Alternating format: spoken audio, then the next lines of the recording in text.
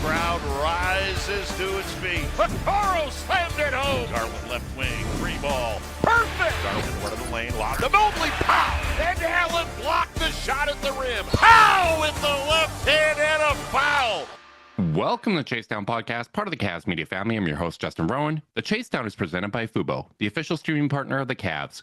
Watch over 350 channels of live sports and TV, including FanDuel Sports Network without cable. There's no cost and no commitment. Try it for free at FuboTV.com/Cavs. The Cleveland Cavaliers have reached the 60-win threshold. Just the third time in franchise history they have won 60 games. There is 7 games left. They'd have to run the table to have the best record in franchise history or go 6-1 to match the best record in franchise history. That's how math works, and this podcast works by me introducing my co-host Carter Rodriguez. Carter, how you doing, buddy? I'm doing great. 60 wins ain't nothing. I thought it went about as good as you could ask for a game like this to go, where I feel like the Clippers gave them a really, really good punch and hit some really, really tough shots.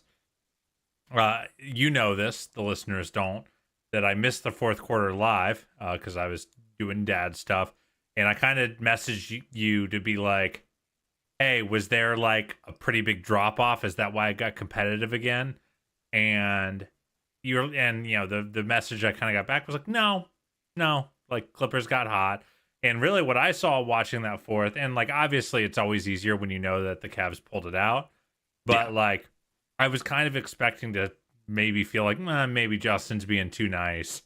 But no, I really do. I felt like the Cavs were running really, really good offense. They were getting really clean looks and they were missing.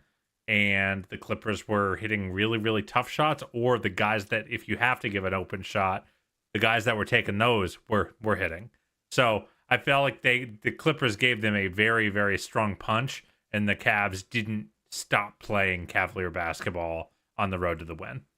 Yeah, I totally agree. Honestly, I feel like this game from a process standpoint was their best performance since the home win over Memphis, which kind of kicked off, that 17-game road trip essentially that the Cavs had been on. I know that there's a couple home games that were sprinkled in there, but if you're only there for a night or two, that's just another stop on the road trip. You're not unpacking your bags, as you say. That was a grueling stretch. And frankly, I can't remember any Cavs team or any team having a stretch that extreme. When you look at it and take it back even further, because that Memphis game was the second home game. But if you take it back to the beginning of February, they played 26 games, and only that one time did they play 2 games in a row in Cleveland. The entire time they are, on the road, arriving in the next city at 4 or 5 in the morning, quick turnarounds. I think there were 4 back-to-backs within that stretch. That is a grueling stretch. And I think, I don't think we thought that they'd struggle as much as they did. Having a 4-game losing streak, this team has done a really good job of bouncing back after losses. But we did say at the beginning of March, hey, they're playing the schedule right now. February was grueling. March is even worse. This is something that is going to have an impact on how they play, particularly with the 1 seed basically locked up. So if they struggle a little bit, if they look fatigued, if they have cold shooting spells, that might be something that, we may end up seeing this month. We did that. We did see that. And I'd say even in this Clippers game, where the Cavs didn't shoot particularly well from 3, I thought it was the most locked in they've been. I thought even when the shots weren't going in, they stuck with the right types of looks for the most part. I thought they were more prepared to play against the Clippers small ball lineup. And I just thought start to finish, this was their best 48 minutes since that Memphis game. Yeah, important to note that in the Cavaliers' absolute nightmare March that had many people questioning this team's top-end ceiling, had them questioning their heart, their toughness. They go 11-5. Yeah, that's a 56-win pace. An 11-5 month in any other season is a great month. And like, I don't want to dismiss, and like I'd say that, and the tone there is inherently a little dismissive. It's a little snide, whatever. But like, and I don't want to completely undermine the fact that this was a hard month, because even in some of those wins, I don't think they were playing their best basketball. A lot of their underlying metrics weren't that strong. Even in the winning streak, we said that they were slumping, that they weren't playing their best basketball. Yeah. So, but with that said, like if this is the floor, like it's a pretty good floor, guys. And I do think it's important for every single Cavs fan who is feeling a little grumpy for the last 2 weeks to acknowledge that. Like this is a higher, teams would beg for a floor this high. You know, the Knicks almost certainly will not win at a 56 game pace this season. The Rockets are maybe knocking on the door. Really, only there might be 3 teams that finish with 56 games or wins or more this whole season, and that was our pace for our worst month. Yeah. So, like I don't know, man. I just feel like I have to lead with that context and that perspective because no matter how grumpy we've been, like it's still first world problems, bro. It really is, and you know. You look back on it, the 2016 Cavs, know what they did in March? 11-5. They had the exact same record as this Cavs team. And if you look at the last 9 champions and how they've played in March, there's only 2 that had a better record than the Cavs. One of them being the 2017 Warriors that went 12-5. So really they cheated. They had just as many losses. They just happened to play one more game. We would have won the 12th game if we had 17 games. And the only other one is last year's Celtics, who actually played better. They were 12-4. So they won 1 game more than the Cavs did in that stretch. If you look at it, out of those 9 champions over that stretch since 2016, 4 out of the 9 had a losing record in March. Forget, just 11-5. They had a flat out losing record. So it is typically when you're looking at the season, this is the month that correlates with postseason success less than any other. But some of the struggles we're seeing, trying to see, the guards get back on track, trying to get the core all playing at a high level, that's stuff that even if it doesn't translate to the postseason, you're going to feel a little bit better. You're going to have a little bit more confidence as fans, and honestly, probably even as players, if you're having success. So what I'd like to see is for them to take this win against the Clippers that I thought was really, really solid and build upon it and start to, regain some of that positive momentum, even if you're going to lose it with that play-in break. Yeah, and one thing I want to note before we'll talk about the game, I promise. This narrative stuff is tiring, but I do think it's important as we've gone through this season. The other piece of context I think that has made this month hard is the fact that Boston and OKC are freaking electric right now. You know, like Boston's riding an 8-game win streak. OKC's riding a 9-game win streak. So, like, yeah, there is a degree where you kind of look around and go, well, those are the only 2 teams we've been told by people like us to care about for the rest of the season. And look at their form, look at our form. What's wrong with us? You know? Now, like you have correctly kind of pointed out that Boston's had stretches like this. I mean, there's a reason we've won 5 more games than them. Not only has Boston had stretches like this, my analysis on the podcast and when we talk privately is don't read too much into it. This is a team that's coming off the Olympics. They're tired. It's tough to repeat. Months like this happen. It doesn't impact how I view, the regular season. You know what Boston also had? From February 28th all the way to March 12th. Do you know where they were? Where? Boston, Massachusetts. Man. They had 2 weeks at home. We've had 3 days. Our one break in this 2-month stretch was 3 days long. 1, 2, 3, 4, 5, 6, 7-game homestand. A 7-game homestand. In this economy?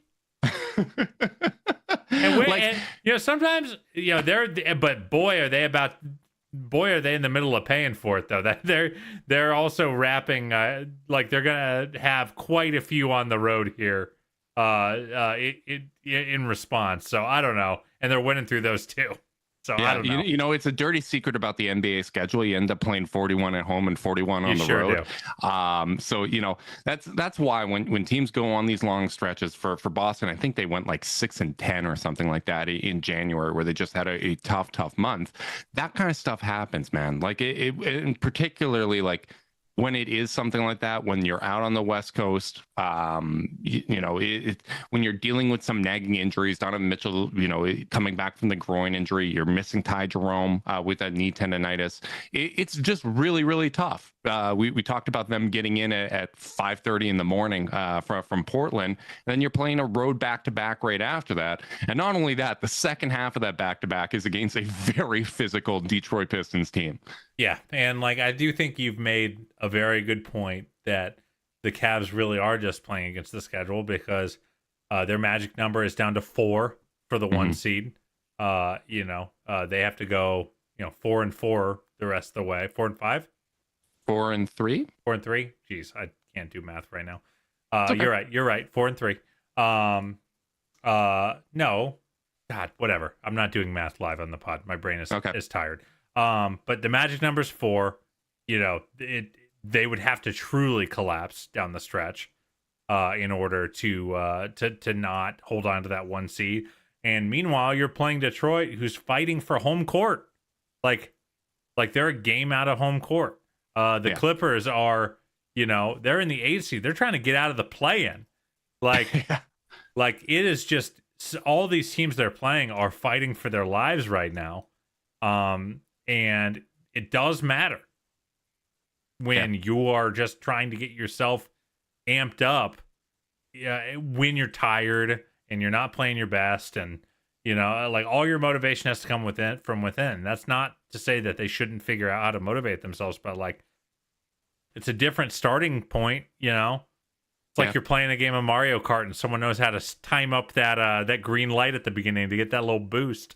And the Cavs were coming out of the gate with skidding their tires. Bad starts, and for that 26 game stretch where they basically were on the road the entire time, traveling 20-6.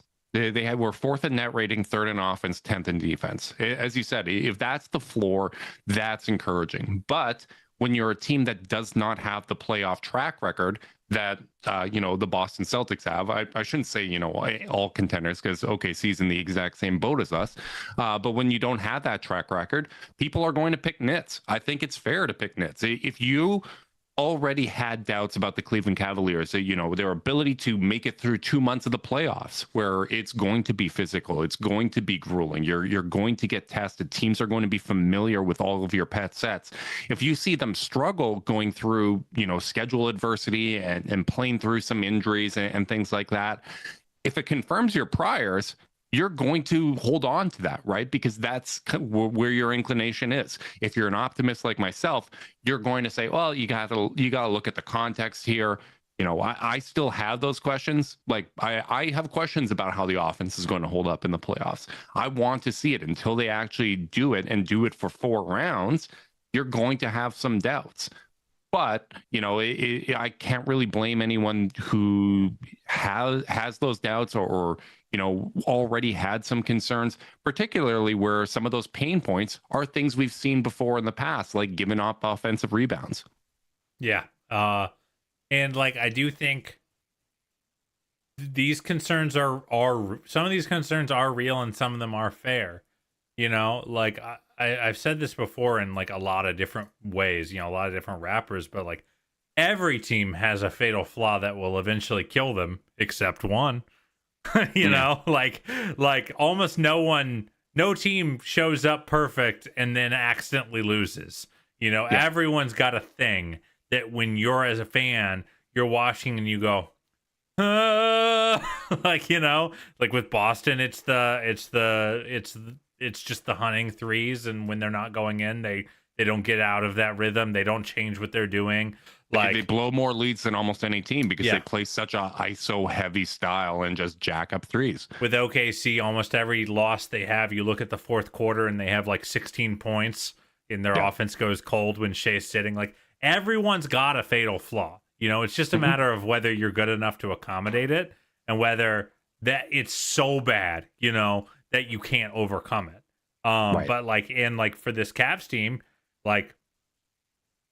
I have scar tissue too as a fan, and when I've seen this team getting mangled on the defensive glass where they can't finish possessions, and Kenny's talking about calling Tom Izzo for advice because That's a great quote. Yeah, because the team is just not handling things on the boards. Like, I do get those concerns, and like I share them to some extent. I just I just think everyone's being a little too black and white in how they feel about those flaws. Like, it's very easy to point at a flaw and say that will be our fatal flaw. And you will probably be right. And I still don't think it's an interesting discussion. What I think is interesting is them figuring out watching them figure out how to account for that flaw. And that is where I want to start tonight's kind of discussion about this game itself. So the Clippers finished with 10 offensive rebounds in this game. The Cavs matched that. Clippers had a 26.5 offensive rating in this one, offensive rebound rate in this one. That would be good for 25th in the league, just a little bit above the 26th overall Phoenix Suns. And I thought it was a great answer from the team up and down the roster on the glass. Because they got punked by the Clippers on the glass just a few days ago. And I really want to point out that, yes, the bigs did better on the boards, but if there was ever any indication that this was a group effort to kind of handle that, it's this game. Jared Allen has 9 defensive rebounds in this game. Very good. Evan Mobley had 6. That's fine. Donovan Mitchell has 11. Yeah. And I saw a much more concerted effort from the team up and down the roster to help the bigs out. It is too hard to wrestle Ivica Zubac and break off to go get that board when there's other bodies in the fray. It's hard to get 2 hands on the boards when you're wrestling a bear. Like, sometimes the best you're able to do is tap it. And, there were a lot of plays where Okoro shows up and helps deflect. Dean comes in. Sam crashes in. Donovan obviously was unbelievable at this. 12 rebounds. Yeah. In terms of just, getting into the space where it's like, all right, Jarrett or Evan, you've got Zubac. Just keep him out of the way. We'll finish the possession for you. And that's what good rebounding teams do. They do not just rely on their big to hoover up every available board. And that's why I get really frustrated when there's a lot of when people, immediately go to dog Jarrett or Evan in the wake of a poor rebounding game. And I've felt this for 4 years. It's like, hey, everyone else has to help too. This is, your favorite stat is that Mitchell Robinson didn't average 10 rebounds against us 2 years ago. Yeah, Jared Allen, he really 9-7 against the Knicks, going against someone that had 9-9. It wasn't Mitchell Robinson that killed them. It was R.J. Barrett. It was Josh Hart. It was all these perimeter players swooping in while the Cavs either leaked out or ball watched. And that, when we talk about fatal flaws or things that the team just structurally isn't that good at, you look up and down the roster and you don't see a lot of rebounders outside of the 2 bigs. Donovan is an okay rebounder for his position. Darius is not a good one. Okoro is not a good one. Strus is average. Hunter is below average. So you look up and down the roster and you see, okay, this is a thing that no, you're not going to bail yourself out with just raw skill. And rebounding is a skill. It is not an effort thing. It's part of it, obviously, but consistently knowing what angle to chase, being in the right spot. There's a reason that some bigs go nuts and some don't. Why Josh Hart is a menace, and it's not just because of his motor. He really has a keen sense for where to go to get rebounds. And I don't think that's something the Cavs are great at. So what do you want to see them do in that structure? You want to see them account for it with intentional decision making. You want to counter with, hey, philosophically, we're going to help out the bigs today. Yep. And I felt like they really did that in this game. And it goes to show that you can overcome a talent gap with rebounding by collectively working towards a single goal. And I thought they did a great job of that tonight. And that's why I wanted to start with that. No, I think it's a great point. I think, it ties into what you were saying before. But every team is going to have some flaws. Even the Boston Celtics, who have, a very expensive, very stacked roster, have their own flaws. It's just impossible, particularly in this salary cap era. We basically have only seen one team that structurally has zero flaws, and that's the 2017 Warriors, right? Like, and that was a fluke scenario of all fluke scenarios to help construct that. You're going to have to find what those flaws are, understand that your opponents are going to understand those flaws, and do what needs to be done to mitigate that, to make sure that it ends up not being a fatal flaw, right? That you're taking some stuff off the table because you believe it brings more stuff onto the table. And this is why I like playing a team like the Clippers twice in a very short period of time. Yes, there was no Kawhi Leonard here, but the first time they played him, Zubac gave them a lot of trouble. Even though the Cavs won the Zubac minutes, those offensive rebounds, there's a wear and tear effect to that. It's mentally draining. It's stopping you from getting out into transition. It's not what you want to see happen. This game, 10-10 in terms of offensive rebounds. Totally even. You also struggled against them going small last time. You just did not seem prepared to it. They didn't let them off the hook. That's an instance of the Clippers, sacrificing some interior defense and exposing a flaw potentially in the roster to attack a different flaw for the Cavs. Cavs this time, much more prepared. They made them pay. They attacked them at the rim. They got outscored them by 20 points in the paint, 62-42.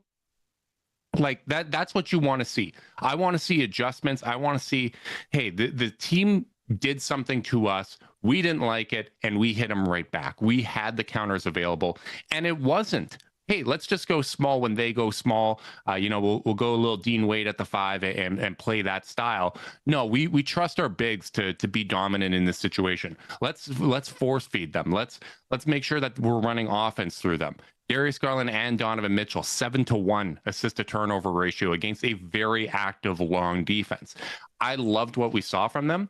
And to your point about, team effort and gang rebounding here, this has kind of flown under the radar, but we have 8 straight games from Darius Garland where he has at least 4 rebounds. 10 of his last 11 games, he has at least 4 rebounds, with a couple, with 7+ here. That is what you want to see. When you get 16 rebounds from Darius Garland and Donovan Mitchell in a game, which, heavily carried by the 12 from Mitchell, that is the type of buy-in. That's the understanding that, hey, we all have to be pulling in the same direction to, make up for what was a disadvantage in the previous matchup. And we've seen it. Before the All-Star break, the Cavs were 18th in terms of defensive rebound rate. If that's where they are, like, middle of the pack, that's fine. That's not a weakness. That's just not a strength. If they can keep it in that space, we should not have any problems, particularly when you look at the offensive rebound rates for the teams they're likely going to play. OKC, bottom 10. Boston, 18th. Milwaukee, dead last. Indiana, not a particularly good offensive rebounding team. They're not going to get tested in those ways in all likelihood. Yeah, the best offensive rebounding teams are the upper middle class of the Western Conference. The Houstons, right, the Memphises, the Minnesotas. I think Minnesota's up there. Either way, like, those are the teams that, and you're right, the Cavs aren't meant to play them, and as such, like, they just have to not be so bad that even an okay team at offensive rebounding cooks them. And more importantly, when you're playing Boston, yeah, it's not a strength, but because it's not a strength, maybe you just do an extra good job on the defensive glass and don't give them, if it's the difference between them getting 9 offensive rebounds in a game and 7, with the way they can shoot, with how, thin the margins are in terms of dethroning the NBA champions, that might be the difference in the series. Even though it's not a weakness, that just gives you an opportunity for it to be maybe a little bit more of a strength than it would be in another matchup if you commit yourself on that end. Yeah, man. Overall, just like, this is what I want to see. I want to see them show that they can do it. Put it on tape. Sometimes when you're having a bad 2-3 weeks in a row, you do kind of have this, like, well, how are we supposed to dig out of this? Yeah. And like, when you put it on tape, when you really can, like, and I hope, like, if I'm Kenny and I'm the film team at the Cavs, I am running tape of all this gang rebounding to show how impactful it is on the defensive glass. Because I actually don't really care about about offensive rebounding for anyone other than the bigs. Like, I am happy to be a get back in transition team, and Jarrett is the one that's fighting, and trying to extend some possessions. I don't need 3-4 guys crashing the glass on offense to show how tough we are. But on defense, I do want to see that. I do want to see, like, just help. Just be an extra body to tip the freaking ball to. Or if the ball hits the ground off of a rebound because all the bigs are in a fight, Darius can just swoop along the baseline, pick it up, and start the break against an unbalanced defense. Like, that's how you punish teams for crashing the glass. Is getting them is getting the gang rebounding, securing the board, and going anyway. So yeah, just wanted to start talking about the rebounding, because I really do think it's not like the Clippers had 0. Like, you're still going to get some, but it's about not letting it kill you. It's about holding them into the lower third of the league from an offensive rebound rate perspective. I would like to flip it to the other side of the ball, though, Justin, and talk about our boy Donovan Mitchell, who I thought, another game where the three-pointer wasn't great. I thought he played one of his best overall games of the season. And the playmaking, dude, has been really, really good as of late. Yeah, I honestly, I've been pretty happy with his last couple games. I think he's moving well. I think, bit of a funk from 3 that's kind of continued all of March here. It's not something that I'm concerned about anymore. I was a little concerned about it. I think that he is playing really, really intelligent basketball. I think he's picking his spots when to attack.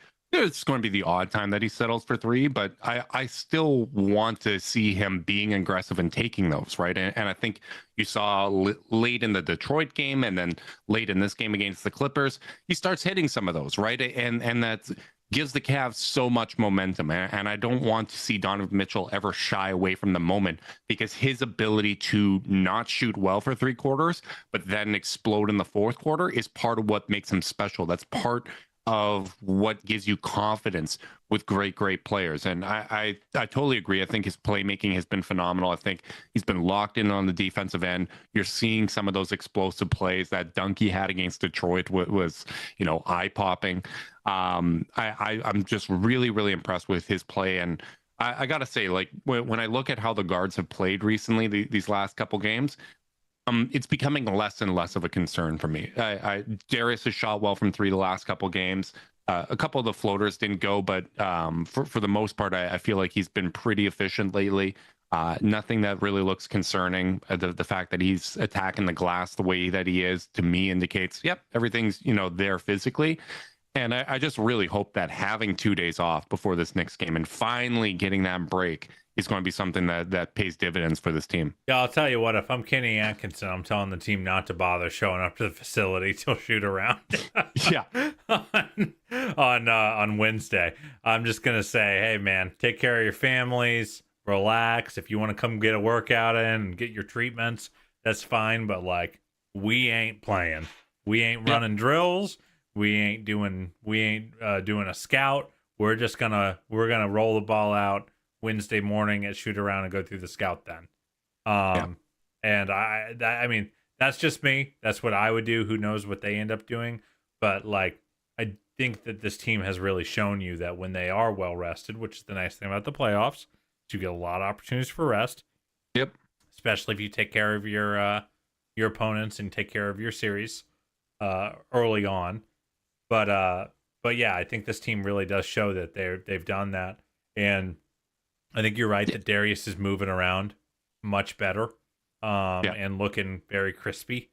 The floaters are still, a little hit and miss. I still think, in this Clippers game, the one thing I will challenge is the degree of difficulty on them. He's still, like... Some of them are from too far. It's like 15 feet away. Yeah, I mean, that's just where I'm at, is like, brother, like, you're playing against Zubac. He's going to keep backpedaling. Just go make him backpedal one step more before you go up, because you're gonna take a 35% floater up to a 45% floater with 2 extra steps. Like, That's the thing with floaters is like every foot further away from the rim, the degree of difficulty, the curve is like exponential, in terms of how hard it gets, unless you're Nikola Jokic, apparently. And so that is the one quibble I'll give is like, brother, just keep making them backpedal. Like, yep. But like overall, I do think the movement's there. The playmaking's been really, really strong. Last 4 games, he's got 17, 25, 32 assists to a total of 7 turnovers. Wow. Like, that's really, really good. I feel like he's got a lot of control of the offense right now, and that's why I didn't really notice that he went 5 of 14 today, other than a few of those missed floaters. Yeah, and made up for it getting to the free throw line. It was really just that stretch in the third quarter. Looked like he had jammed his hand a little bit going for a defensive rebound at one point late in the second quarter. But he looked fine. I thought the playmaking was really, really strong. Hit big shots in the fourth quarter, made the right pass. But I agree with you. I think the main thesis there is don't make things harder than they need to be, right? You don't take floaters. Kind of the story of Darius.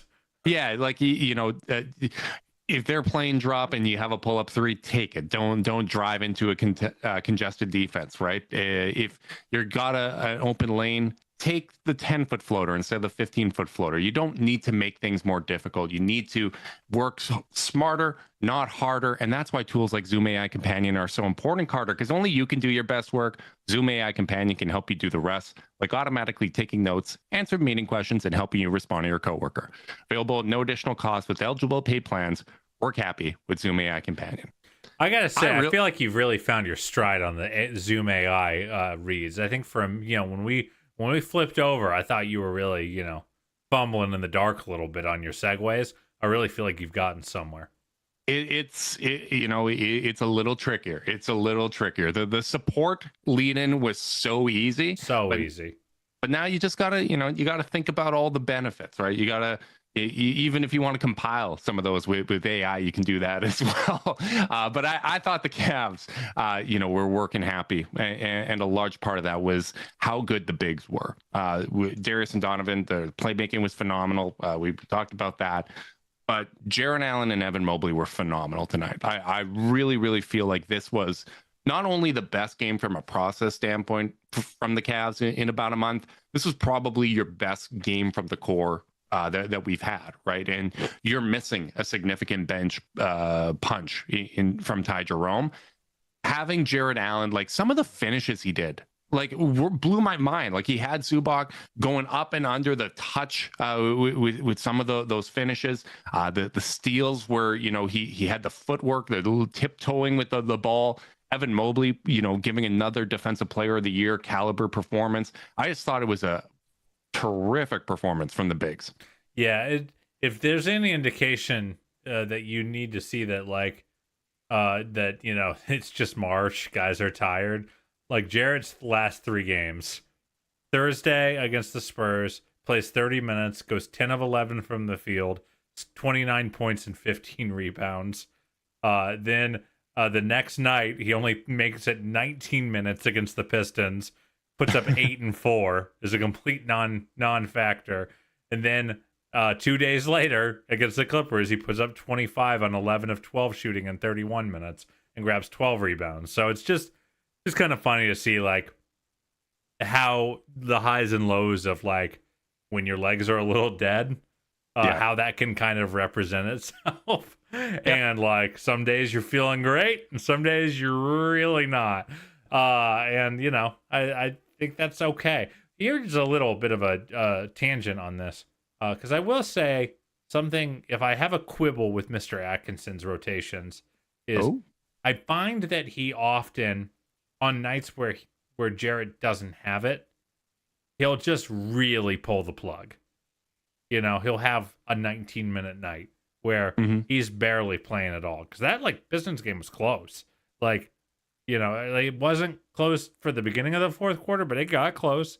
And, I sometimes, I feel like there have been games where Jarrett doesn't quite have it. But then when he gets that fourth quarter shift after sitting a while, he's rejuvenated and sharp again. And it's like, hey, like we don't have to just be like, well, I guess Dean Wade's our backup 5 for Evan because Jarrett had a rough first half. And I'm not saying it's that reductive or that simplistic, but like I would, as you know, probably the most predominant Jared Allen supporter in the community. I just would like to see him get that extra shot in the fourth quarter. And if it's still not there, all right, no harm, no foul. Like, go do something else. But like, I just feel like sometimes we downshift really fast when things aren't going well.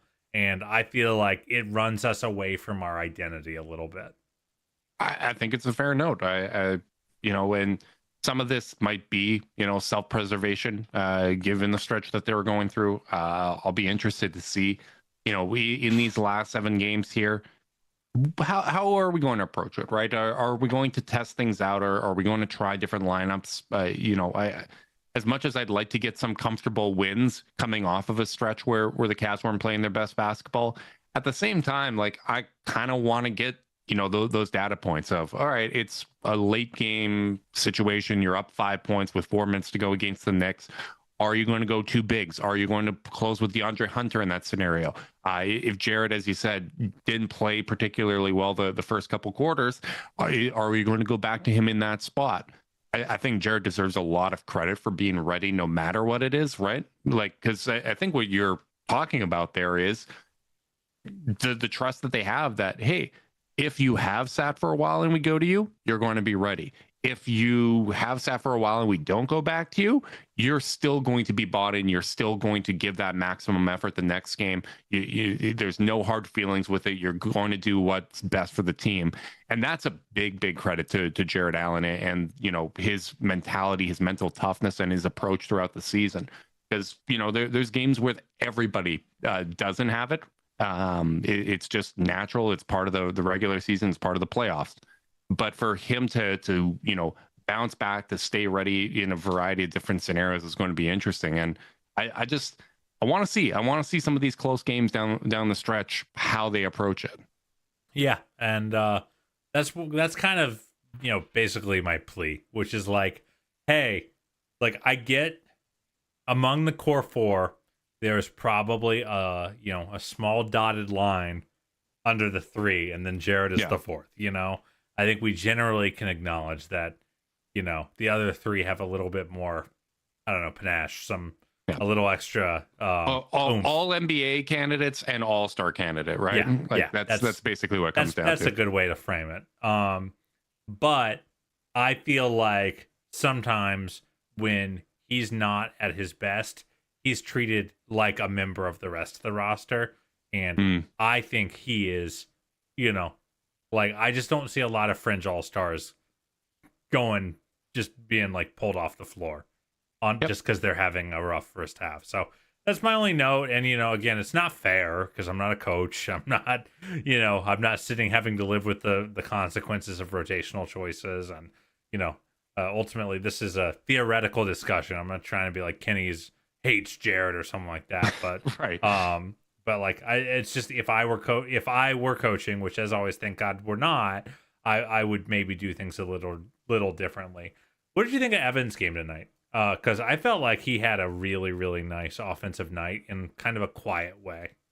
Yeah, I thought he picked his spots really well. I like seeing him confidently taking those 3-pointers, particularly when the defense is playing off of him, going 3 of 6 from 3. Like it's funny that isn't something that we're leading the podcast with. I feel like if that happened last year, we're talking about, oh my God, Happy learned to putt. Like, this is really exciting. But Evans had games like this where he's gotten a good number of 3s up. That's what the defense is giving up.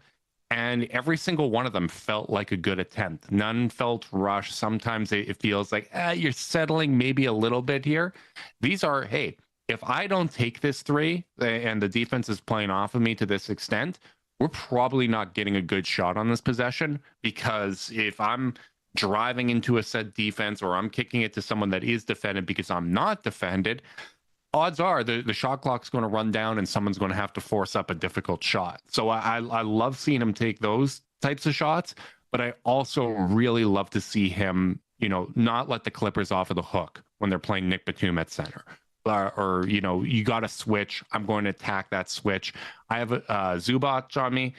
I don't care. I'm going to drive right through him and get an and one, right? Like it wasn't just taking advantage of those smaller lineups. He was being aggressive, no matter who his cover was, and understanding what the defense was giving him and picking his spots. I thought it was a really, really mature performance. And in addition to those 22 points, 4 assists, right? Like he's getting it done. He gets the 3 blocks. Just a fantastic performance from him all around. Yeah, one play that really jumped out to me, and maybe I'm misremembering. I'm having a small crisis of confidence on my memory, but I remember the play where he got a board and was pushing in transition and flowed straight into a transition pick and roll with Jared Allen, and I really, really liked that play where we've seen Evan run pick and roll with Jared before. And I feel like it always yields a really good result and kind of makes me wonder why we don't push that button a little more often.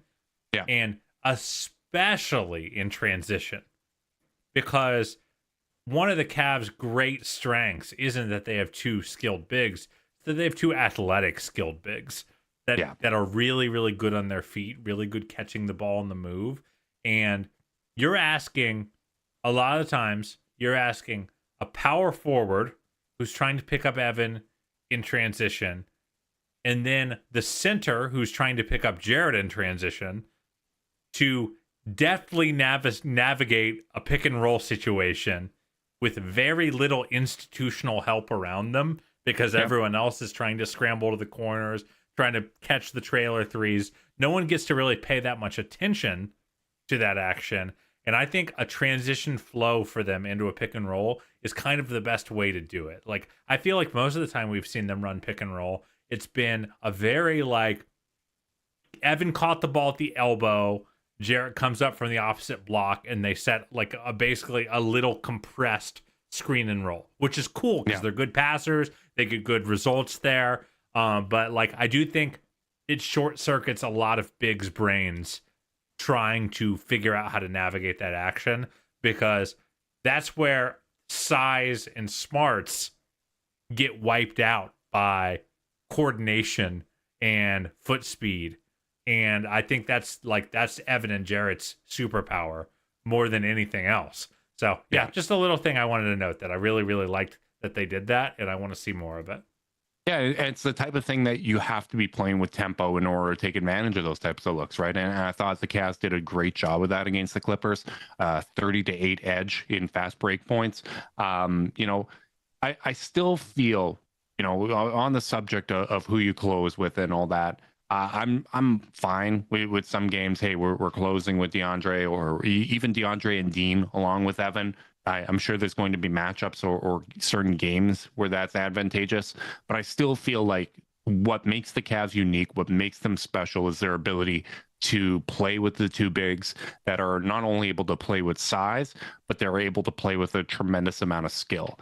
And I think it's important remembering that, we did close against OKC. We have closed against Boston with the 2 bigs and won those games. We have done this in a lot of kind of big matchups against very, very good teams, and we've found success with it. So as much as now we have a valid option in DeAndre Hunter to potentially, scale down and play a small ball style, and some games are going to call for that, I do think it's important to not move away from what makes you unique and what your identity is too easily. You don't want to, take away one of your advantages without the other team really forcing your hand. Yeah, I mean, again, we've said this before, but one of the reasons neither of us really liked what the Knicks did this summer was we felt like they just turned themselves into a worse version of the Boston Celtics, in terms of losing a lot of their downhill players and getting a lot of dudes who are side to side, okay shooters, but not great shooters.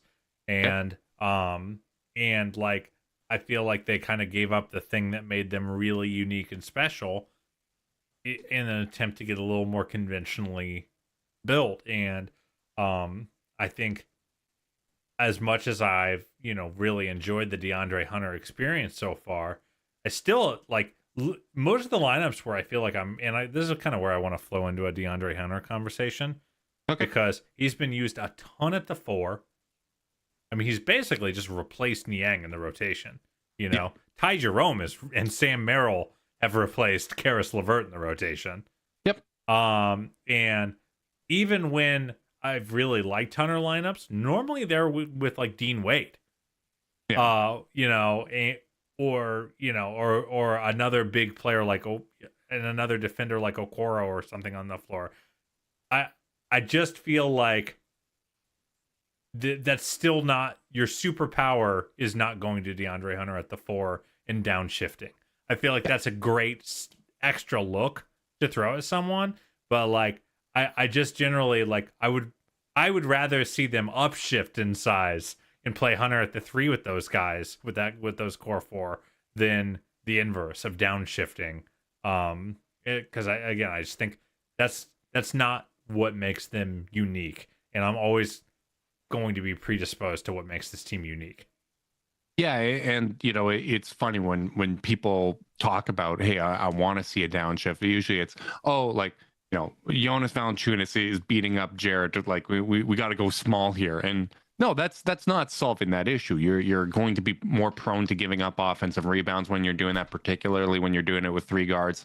It's one of the things that gives me just a little bit of pause heading into the playoffs is I think that playing DeAndre at the 3 is something that we're going to need to do at times.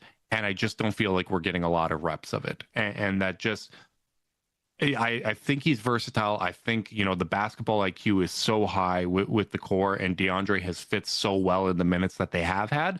But even tonight, like I think they had a 4 or 5 possession stretch where they played together, whereas the core 4 and DeAndre Hunter, you're not really learning a whole lot from those minutes, right? Like it's going to accumulate, and I think those minutes went well, so it'll go on top of the 53 that they've had together already to this point this season.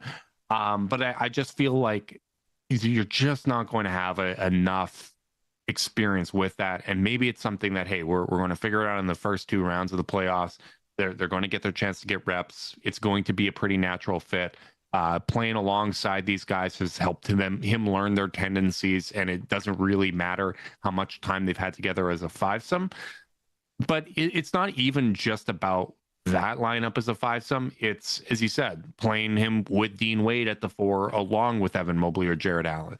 Like, I think that's a unique look that the Cavs can have, to have a lot of length, to have a lot of defensive versatility, and help, account for the fact that, hey, maybe Sam Merrill's playing at the 2 and we have Darius Garland out there, or Ty Jerome along with Garland or Mitchell, and, you have some vulnerabilities there with the guards. Like, I'd like to see a little bit more experimentation with that. And I just feel like as you said, he's basically replaced Niang as the backup power forward. And I was expecting just a little bit more small forward. Yeah, and I also think doing that will allow you to give him some more run. As a member of in March, he's averaging 24 minutes a game. Like, that's not too far away from the Sam Merrills of the world. That's not too far. I mean, George Niang was averaging 20.6. So, like, it's a couple more minutes than Niang. He's not playing a tremendous amount more, you know? And, like, part of that is, like, just no one plays that many minutes. Like, he's, Strus is at 25. Jarrett's at 28.5, which is crazy, by the way, to think he's down that low. I didn't realize he was that far below 30 at this point. So it's, like, part of this is, like, just what it is to play for Kenny Atkinson. But I do think there's some room to borrow. Some of those, if you borrowed, I don't know, let's say 3 to 4 Sam Merrill minutes in the rotation, where Sam is playing at that functional 3 next to a duo of Darius, Donovan, and Ty. You still three more of those minutes, and all of a sudden DeAndre's getting, maybe still the majority of his minutes are going to come at the 4, just because of how the team is kind of constructed. But you're now getting more opportunities for reps at the small forward, and I think that's something I'd like to see. Yeah, and I thought with Max Strus out against Detroit, maybe that was an opportunity. Like I thought, oh yeah, my brain just defaulted to DeAndre Hunter's going to start in that spot. But then I was thinking, I was like, there's no Ty Jerome coming in off the bench. If you start DeAndre Hunter, you have like no real scoring punch coming in off the bench. I thought that was actually an understandable decision by Kenny Atkinson going with Isaac Okoro. That lineup's been really good as well, and you need to have a little bit of that scoring punch. Honestly, to me, it really doesn't come down to starting. It's just let's try to prioritize finding some time to get him a little more reps at the three, where your position on the court is going to be a little different when you're playing at the small forward. So it'll be interesting to see if that's something that we do over the last 7 games here. Yeah, and these are all quibbles, and these are all things that it's like, on one hand, I really wanted the Cavs, to your point about Okoro starting. Like, on one hand, I was grumpy that Hunter didn't get the start because I wanted to see more of those minutes. But then at the same time, I also really wanted the Cavs to win a couple games. So Kenny feels like getting a win is important. Then he's going to try to balance his rotation in a way that makes him play lineups that he thinks are going to help him win not just the first quarter and the end of the game, but the middle of the first, the beginning of the second. He's got to build a rotation that works writ large. So that's my DeAndre thoughts in general. In terms of how he's used, any thoughts about his play? Last 10 games, it's been a little cooler. He's averaging 13 points on 24 minutes a game, slashing 48% from the field, 36 from 3, and 85 from the line. Getting to the line only 2.6 times a game. The rebounding about where it's always been, about 3.6. Only 1 assist to 1 turnover, 1 steal. Feels like the impact's been a little lower. That's been reflected in the plus minus. Is this a little bit of this is the kind of, there's a reason they were able to get him for the price they got him, and it's that he's been somewhat of an inconsistent player. Like, what do you think about his last run of play? I've been mostly fine with it. Like, I think it comes down to what percentage of his threes is he hitting, right? And particularly with him, still getting comfortable within the offense and the defense. There's the occasional miscommunication and things like that. But in terms of like the on-off numbers and things like that, I think it's really, hey, he's not making as many threes, but I'm still feeling pretty good about his minutes. I like some of the isolation looks that he takes, the pull-ups from mid-range. I think that's something that the Cavs needed. That was promised. Like that was something that needed to be within their offensive portfolio, and I just don't think that it was before. So I have one more note on the small forward front. Another reason I like it, more post-up opportunities against smaller, when teams are a little smaller at the 3 and the 4. Instead of playing, a like-sized 4 at 6'8", he might be, getting to post up a Bogdan Bogdanovic. Right. And like that's a good outcome for us. That's a good win. That's a win for us, especially late in the shot clock. If your first couple actions have been denied, I don't feel like him posting up against power forwards yields the same level of advantage. Yeah, and when it comes to the playoffs, particularly when I'm thinking about playing against OKC or playing against Boston, right? Like, you're dealing with a lot of length out there. I think who I want to be playing, like from an on-paper standpoint, who I want to be playing small forward, it is DeAndre Hunter, it's Max Strus, it's Isaac Okoro. Those are the 3 main ones. In the past, I probably would have said Dean Wade, but we have DeAndre Hunter now. And like, I'm perfectly fine with Dean playing power forward. I don't think Dean needs to play a second at small forward the rest of the season if everyone's healthy.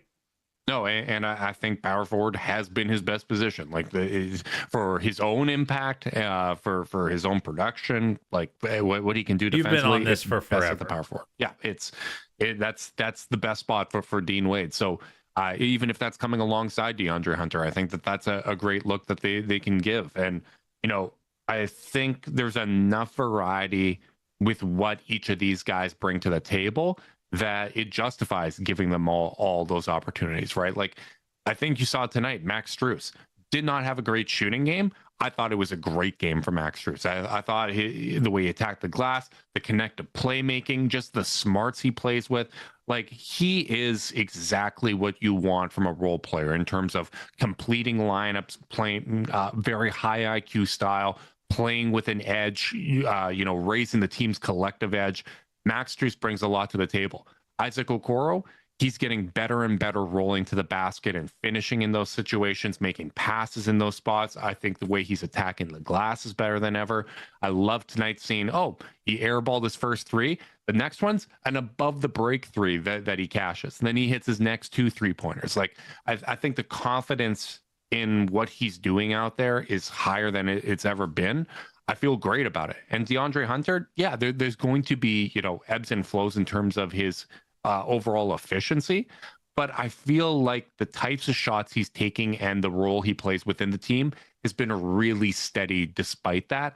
And I think that's really, really important to know exactly what you're getting from a role player, or at least, what types of shots he's going to be taking. Make or miss, like that's the nature of the game. That is what it is. It's not something that I'm going to stress over. Yeah, you are very right on the short roll stuff, man. He has been so good. He is making the right decision 9 times out of 10. You can tell the defense every time, and like that is one of those things that you do wonder a little bit on the scout in a playoff series, like where you've got, because there's I'm telling you right now, every single roll possession for Isaac Okoro in the pick and roll was a surprise to the other team. Yeah, that's true. So far this season, 100% of them. What page on the scout do you think that is, though? Like, you're right. You're right that they're going to expect it. They're going to be like, okay, Isaac Okoro, he's been playing more, as shooting guard and small forward. They use him as a screener in this spot, mind the dunker spot and all that. I still feel like they're going to live with him as the yeah, rollback. I get that, but they're at least going to be paying like that. That's where the difference between a playoff scout and a regular season scout matters. Like, some film coordinator is going to be like in Jamal Mosley's ear in the first round, being like, watch the Okoro short roll. Like, it's going to come up. You just know it, because that poor kid's going to watch 9 straight hours of Cavs tape getting ready for this game. Some new hire, some intern on the staff, some Eric Spoelstra in training is going to be keying in on this stuff and mentioning it. So, like, that is the difference. So we'll see if, how much run he gets in the postseason. If you were, to ask me right this second who I thought would be the odd man out in the rotation in the postseason, it's Isaac or Dean, because Sam has been consistently getting the minutes. So I'll be real surprised to see Sam just disappear or fall way off. Or at most, I think Kenny will run the exact same rotation he's been running, at least in the first round, until someone makes him not, because clearly he wants to play 10 guys. But those are the things you really want to see to help buoy his playoff minutes, where you're not just being like, well, hope he gets a couple of easy ones in transition, or hope the threes go in. That's the kind of stuff where it's like, okay, can you rely on that in a more high leverage environment? I don't know. We'll see. Yeah, we'll see.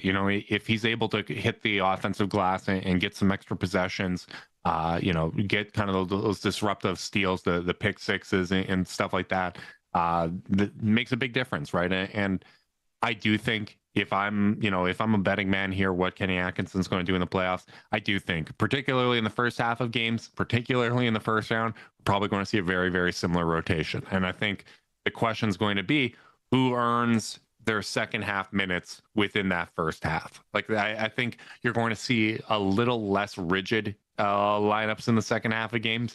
But you're right. It's hard to imagine a world where we just dramatically change up how we're deploying this roster once we get to the postseason.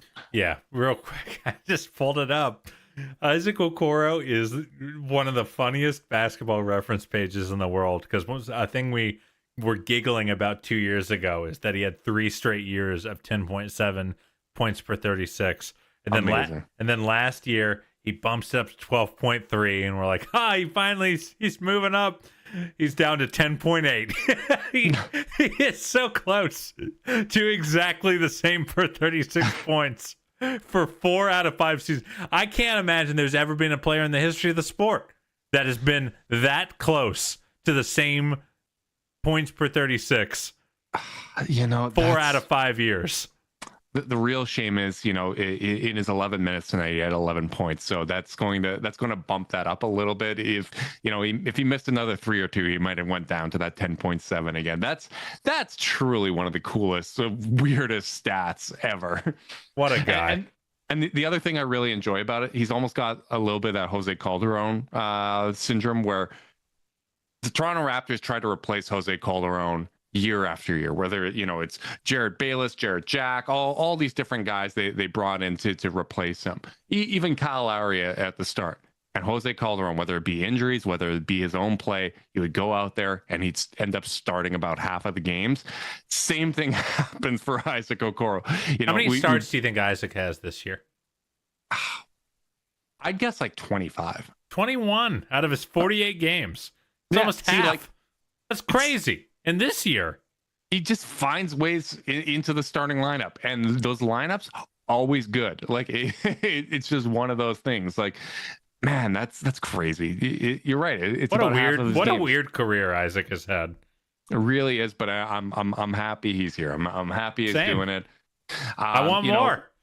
Yeah, I'm here for more minutes from Isaac Okoro, but you know, there's 7 games left. As he said, the magic number's 4. For people that don't know, that means 4 more wins. And Carter, I can't believe you struggled with this math, but 7 games means 4 and 3. I couldn't remember how many games we had left because my brain was breaking. Oh, you know, we 7. Okay. So 4 games, no matter what happens with the Boston Celtics, if we win 4 more games, we get the number 1 seed in the Eastern Conference. It's important to note because they split the season series. The next tiebreaker for these two teams is their record versus the Eastern Conference. Right now, the Cavs are 38-9 against the Eastern Conference with 5 games left. Boston is 35-11, so they have 2 more losses against the East.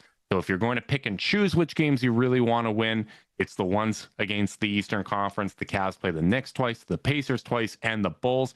All 5 of those games should be interesting tests with teams that Knicks aren't playing particularly well, but the Pacers are playing great and the Bulls have been playing really well lately. So, you know, I wanted to say if the Celtics ran the table against the Eastern Conference, the Cavs would just have to win 4 of those 5 games against the East. But it doesn't really matter that it's the 4 against the East because it's just 4 wins no matter what. But I still thought it was interesting for people. If Boston loses one of their games against the East, the magic number becomes 3. So it just doesn't matter. Yeah. It all just becomes easier. It's nice when you're this far into this year and it's like, just win 4 games, guys. Yeah, it's a 4.5 game lead with 7 games left. I understand that people got anxious, but feel free to clip this if I'm wrong, but they've got the number 1 seed locked up. Yeah, it would be a phenomenal issue if they didn't lock it up. And I would take 100% responsibility. So you guys clip that. Feel free to throw it back in my face if I'm wrong. But I've been doing this for 8 years, Carter. I don't think I've been wrong once. Not a once. Every single win makes me feel more comfy, you know. So a 2 days off game against the Knicks at home, and the Knicks, I believe, are also off the next 2 days. No, they play. Oh, they're on a back-to-back, baby. There you go. A road back-to-back. That's great. So yeah, they better win on Wednesday. They should. Yeah. You know, comfy, cozy. Is Brunson finally back at home yet, or is he still out? Pardon me? Is Brunson still out? Right. I think so. Maybe there's a chance he did not play tonight. Sure. Did not play tonight. So there you go. Well, you know, there's going to be tests. There's going to be opportunities, as you said. Cavs are going to be nice and cozy at home, finally getting a little bit of a rest. We'll see if it bears some fruit and they're able to build off what they did against the Clippers, because I really did think that this was a positive win coming off a very frustrating loss against the Detroit Pistons. Absolutely. Well, I'll actually argue I wasn't frustrated at all. It just felt like a schedule loss to me. That was the most frustrated I've been with the game, and I understood that it was a schedule loss, but there were too many times in that game where I was like, oh, Detroit's making us earn it at the line. and the trip to the line did not come. And I thought that the Cavs got very frustrated and we lost a little bit of our composure, but I also was losing my composure because that game drove me absolutely insane. But, you know, they showed some toughness fighting back at the end, but that was a very, very frustrating game against a very, very physical team. That's fair. I kind of washed my hands of that one at the beginning. Yeah, well, you know, sometimes I have the cooler head. Sometimes it's you. That was one of those instances where I did not handle that one well, even though I understood all the factors. Good partners, buddy. Hell yeah, buddy. Big thanks to everyone that tuned in live on YouTube. We appreciate you guys. Make sure you like and subscribe. Click that notification bell so you know when we're going live. If you're listening via podcast and you want to support us, leave us a rating, leave a review, subscribe, unsubscribe, resubscribe, and help cook those books. If you want to be part of Chase Down's exclusive Discord chat, send a screenshot of the review to chasedownpod@gmail.com. However you choose to support us, we really do appreciate it. Make sure you guys are staying safe out there. Until next time, go Cavs.